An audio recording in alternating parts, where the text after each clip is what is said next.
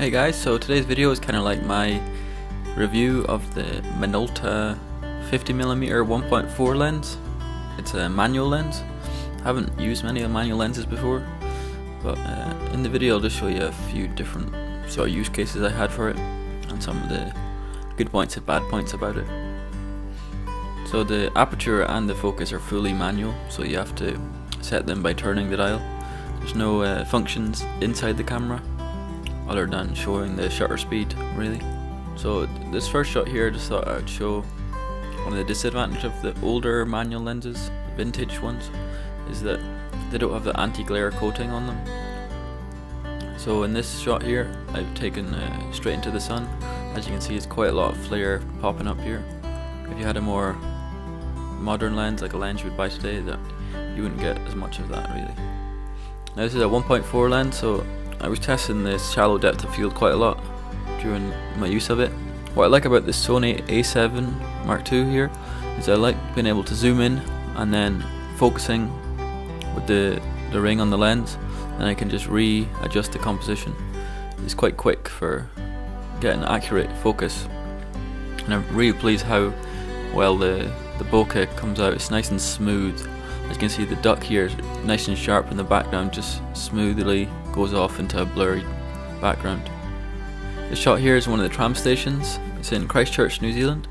I'm just trying to get a shot of sort of a city street photography type shot where mostly everything was in focus. I was trying to see how sharp it can get.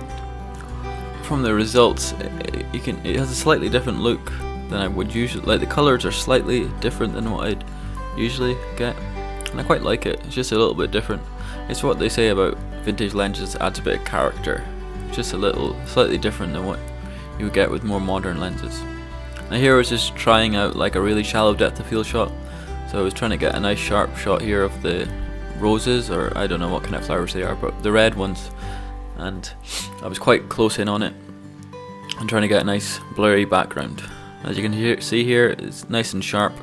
There's a slight bit of chromatic aberration, but surprisingly not as much as I thought there would be. Here's an example of one of the disadvantages of our manual lens. Because it's manual focus, I was trying to get a nice sharp shot of this tram passing by, but I didn't manage to get a good shot of it. It went past too quickly. So here's my second attempt at getting a tram shot. It's a different tram here, and a bit more time to get a good focus here. I'm really pleased with how the lens performed here. It got some really sharp shot here of the tram. You can see all the details and around the windows and the dial things. So in this shot here, I was out in the pier at Christchurch, and it's just at sunrise, just testing out a few other things.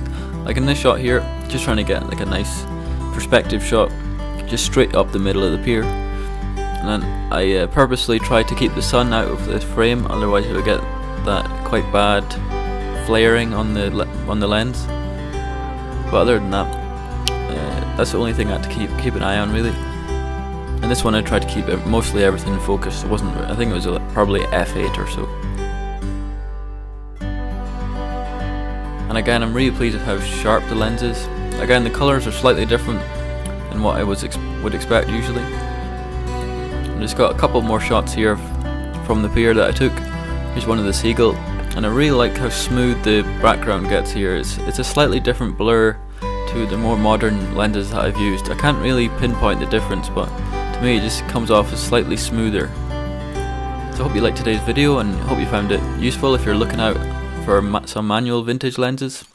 And I appreciate it if you would like the video and subscribe. Thanks.